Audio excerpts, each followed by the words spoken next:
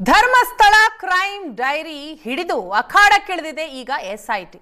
ಎರಡನೇ ದಿನವೂ ಕೂಡ ಎಸ್ಐಟಿಯಿಂದ ಅನಾಮಿಕನ ವಿಚಾರಣೆ ಆಗಿದೆ.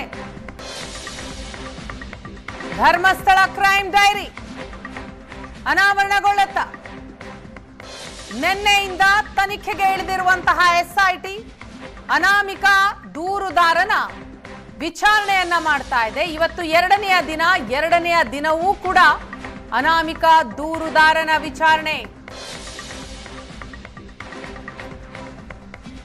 ನನ್ನ ಸಮ್ಮುಖದಲ್ಲೇ ಕೊಲೆ ಅಂತ ಹೇಳಿದ್ದ ಅನಾಮಿಕ, ಆತ ನೀಡಿದ್ದ ದೂರನ್ನ ಆಧರಿಸಿ ಪ್ರಶ್ನೆಗಳ ಸುರಿಮಳೆ ಆಗ್ತಾ ಇದೆ. ಭಿಕ್ಷುಕರ ಹತ್ಯೆಯ ಬಗ್ಗೆ ಎಸ್ಐಟಿಯಿಂದ ಸಾಲು ಪ್ರಶ್ನೆಗಳನ್ನ ಕೇಳಲಾಗ್ತಾ ಇದೆ. ಧರ್ಮಸ್ಥಳ ಪ್ರದೇಶದಲ್ಲಿ ಭಿಕ್ಷುಕರ ಕೊಲೆಯ ಬಗ್ಗೆ ವಿಚಾರಣೆ ಆಗ್ತಾ ಇದೆ. ಕುರ್ಚಿಗೆ ಕಟ್ಟಿ ಟವಲ್ನಿಂದ ಉಸಿರುಗಟ್ಟಿಸಿ ಕೊಲೆ ಅಂತ ಹೇಳಿದ್ದ. ನನ್ನ ಸಮ್ಮುಖದಲ್ಲೇ ಕೊಲೆ ಅಂತ ದೂರಿನಲ್ಲಿ ಅನಾಮಿಕ ದೂರುದಾರ ಉಲ್ಲೇಖ ಮಾಡಿದ್ದ. ಈ ಕೊಲೆಗಳ ಬಗ್ಗೆ ಎಸ್ಐಟಿ ಈಗ ಆತನಿಗೆ ಪ್ರಶ್ನೆಗಳ ಸುರಿಮಳೆಯನ್ನ ಗೈದಿದೆ. ಹಲವಾರು ವರ್ಷಗಳಿಂದ ನೂರಾರು ಶವಗಳನ್ನ ಕೂತಿಟ್ಟಿದ್ದೇನೆ, ಈಗ ಪಾಪ ಪ್ರಜ್ಞೆ ಕಾಡ್ತಾ ಇದೆ, ಹಾಗಾಗಿ ಕೂತ ಶವಗಳನ್ನ ಹೊರ ತೆಗೆಯೋದಕ್ಕೂ ಕೂಡ ಸಿದ್ಧ ಅಂತ ಹೇಳಿಕೆಯನ್ನ ಕೊಟ್ಟಿದ್ದ, ದೂರನ್ನ ನೀಡಿದ್ದ ಅನಾಮಿಕ ದೂರುದಾರ ಈಗ ಎಸ್ಐಟಿಯ ಮುಂದೆ ಒಂದೊಂದೇ ಸತ್ಯವನ್ನ ಬಾಯ್ಬಿಡ್ತಾ ಇದ್ದಾನೆ. ಎಸ್ಐಟಿ ಆತನಿಗೆ ಪ್ರಶ್ನೆಗಳ ಸುರಿಮಳೆಯನ್ನೇ ಇಡ್ತಾರೆ. ಭಿಕ್ಷುಕರ ಕೊಲೆಯನ್ನ ನಿಖರವಾಗಿ ನೀವು ನೋಡಿದ್ದೀರಾ. ಈ ಕ್ರೂರ ಕೊಲೆಗಳು ಯಾವ ಸ್ಥಳದಲ್ಲಿ ನಡೆದಿದ್ವು, ಕೊಲೆ ನಡೆದ ಜಾಗಗಳು ಯಾರಿಗೆ ಸಂಬಂಧಪಟ್ಟಿದ್ದು, ಕೊಲೆ ನಡೆದ ಕೊಠಡಿ ಸ್ಥಳಗಳ ಬಗ್ಗೆ ವಿವರಿಸಬಹುದಾ? ಎಲ್ಲ ಪ್ರಶ್ನೆಗಳು ಎಸ್ಐಟಿಯಿಂದ. ಹತ್ಯೆಗಳನ್ನ ನಡೆಸಿದ್ದಾರೆ ಅಂತ ನಿಮಗೆ ಗೊತ್ತಿದೆಯಾ? ಕೊಲೆ ಮಾಡಿದವರ ಪರಿಚಯ ನಿಮಗೆ ಇದೆಯಾ? ಕೊಲೆ ಮಾಡಿದವರ ಮುಖ, ವಯಸ್ಸು, ಉಡುಗೆ ಎಲ್ಲದರ ಬಗ್ಗೆಯೂ ಕೂಡ ಪ್ರಶ್ನೆಗಳನ್ನ ಕೇಳಲಾಗ್ತಾ ಇದೆ. ಈ ಬಗ್ಗೆ ಮಾಹಿತಿಯನ್ನ ಕೊಡ್ತಾರೆ ನಮ್ಮ ಮಂಗಳೂರು ಪ್ರತಿನಿಧಿ ಭರತ್. ಇದೀಗ ನಮ್ಮ ಜೊತೆ ಸಂಪರ್ಕದಲ್ಲಿದ್ದಾರೆ. ಭರತ್, ಧರ್ಮಸ್ಥಳದ ಕ್ರೈಮ್ ಡೈರಿ ಒಂದೊಂದೇ ಅನಾವರಣ ಆಗ್ತಾ ಇದೆ. ಈಗ ಎಸ್ಐಟಿ ಎರಡನೆಯ ದಿನ ಅನಾಮಿಕ ದೂರುದಾರನ ವಿಚಾರಣೆಯನ್ನ ಮಾಡ್ತಾ ಇರುವಂಥದ್ದು.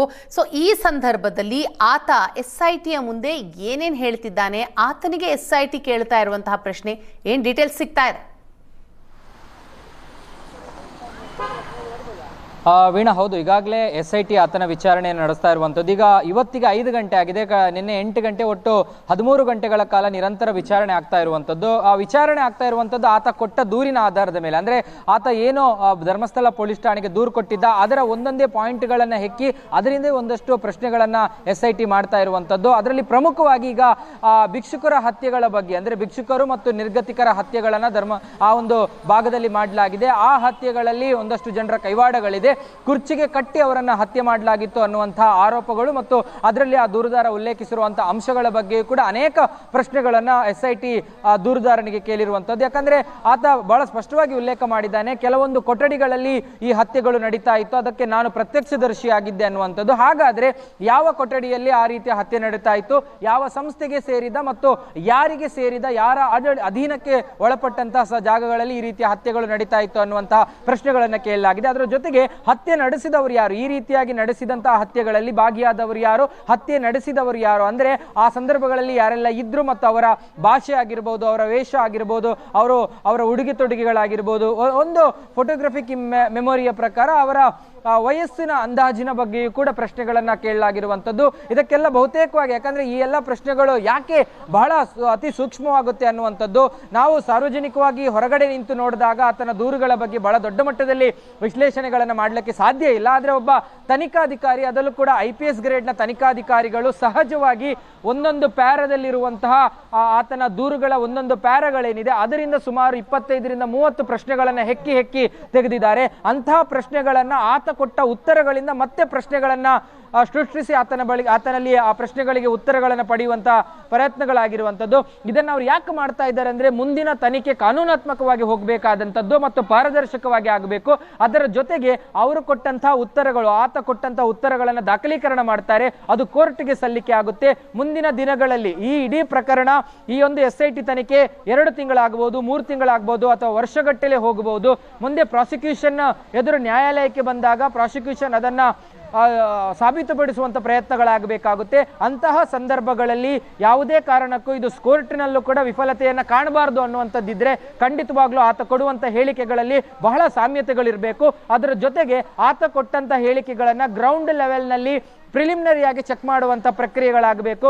ಅವರು ಗ್ರೌಂಡ್ ಲೆವೆಲ್ನಲ್ಲಿ ಅಂತಹ ಘಟನೆಗಳಾದ ಜಾಗಗಳಿರ್ಬೋದು. ಈಗ ನಮಗೆ ಅವ್ರು ಯಾರ ಹೆಸರನ್ನ ಹೇಳಿದ್ದಾರೆ ಅನ್ನುವಂಥದ್ದು ಗೊತ್ತಾಗೋದಿಲ್ಲ, ಆದರೆ ಆತ ಕೊಟ್ಟಂತ ಹೆಸರು ಬಹಳ ಗಂಭೀರವಾದಂತ ಹೆಸರುಗಳಾಗಿರ್ಬೋದು, ಆತ ಕೊಟ್ಟಂತ ಹೆಸರು ಭಾರಿ ಪ್ರಭಾವಿಗಳ ಹೆಸರಾಗಿರ್ಬೋದು.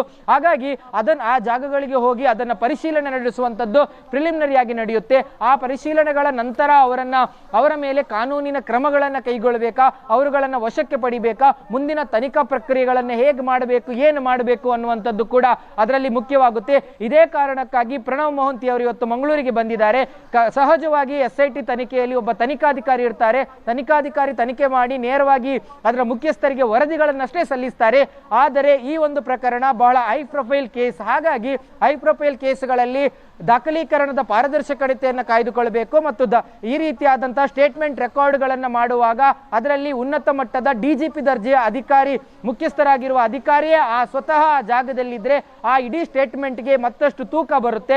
ಆ ಕಾರಣದಿಂದಾಗಿ ಅವರ ಅಷ್ಟು ಸ್ಟೇಟ್ಮೆಂಟ್ಗಳು DGPಯ ಎದುರುಗಡೆಯಲ್ಲೇ, ಪ್ರಣವ್ ಮೊಹಂತಿಯ ಎದುರುಗಡೆಯಲ್ಲೇ ದಾಖಲೀಕರಣ ಆಗ್ತಾ ಇದೆ. ಅದರ ಜೊತೆಗೆ ನಿನ್ನೆ ಅವರು ವಿಚಾರಣೆ ನಡೆಸಿದಂತ ಸಂದರ್ಭದಲ್ಲಿ ಹೇಳಿದ ಅಷ್ಟು ಪ್ರಕ್ರಿಯೆಗಳಿಗೆ DGP ಮೊಹಂತಿ ಮತ್ತಷ್ಟು ಕ್ರಾಸ್ಗಳನ್ನು ಮಾಡಿದ್ದಾರೆ. ಅವರು ಕೇಳಿರುವಂತಹ ಪ್ರಶ್ನೆಗಳು ಕೂಡ ಅದೇ, ನೀನು ಕೊಟ್ಟ ಅಷ್ಟು ಉತ್ತರಗಳು ಅದು ಸಮಂಜಸ ಅಂದ್ರೆ ಅದು ಎಲ್ಲವೂ ಕೂಡ ನಿಜವಾ, ಅದಕ್ಕೆ ಸಂಬಂಧಪಟ್ಟ ದಾಖಲೆಗಳಿರ್ಬೋದು, ಸಾಕ್ಷ್ಯಗಳಿರ್ಬೋದು, ಅಥವಾ ಇನ್ ಫ್ಯೂಚರ್ ಇದಕ್ಕೆ ಸಂಬಂಧಪಟ್ಟು ಬರಬಹುದಾದ ಅಷ್ಟು ಕಾನೂನಿನ ವಿಚಾರಗಳಿಗೆ ನೀನು ಬದ್ಧನಾಗಿರ್ತೀಯ ಅನ್ನುವಂಥದ್ದು ಕೂಡ ಹೌದು. ಹಾಗಾಗಿ ಕಟ್ಟ ಕಡೆಯದಾಗಿ ಆತನ ಉತ್ತರ ಒಂದೇ, ಎಲ್ಲದಕ್ಕೂ ಬದ್ಧನಾಗಿರ್ತೀನಿ, ಯಾವುದೇ ಏನು ಕೊಟ್ಟಂತ ಸಾಕ್ಷ್ಯ, ಕೊಟ್ಟಂತ ಮಾಹಿತಿಗಳೇನಿದೆ ಅವೆಲ್ಲದಕ್ಕೂ ಇನ್ ಫ್ಯೂಚರ್ ತನಿಖೆಗಳಲ್ಲಿ ನಾನು ಬದ್ಧನಾಗಿರ್ತೀನಿ ಅನ್ನುವಂಥದ್ದನ್ನಷ್ಟೇ ಆತ ಹೇಳಿರುವಂಥದ್ದು. ಅದರ ಜೊತೆಗೆ ಅಲ್ಲಿ ಹೂತಂತ ಹೆಣಗಳಿಗೆ ಯಾವುದೇ ಪೊಲೀಸ್ ಮತ್ತು ಕಾನೂನು ಪ್ರಕ್ರಿಯೆಗಳು ಕೂಡ ನಡೆದಿಲ್ಲ ಅನ್ನುವಂಥ ಅಂಶಗಳನ್ನು ಕೂಡ ಆತ ತನ್ನ ವಿಚಾರಣೆ ಸಂದರ್ಭದಲ್ಲಿ ಹೇಳಿದ್ದಾನೆ ಅನ್ನುವಂಥದ್ದು ಈಗ ಗೊತ್ತಾಗಿರುವಂತಹ ಅಂಶಗಳು. Thank you.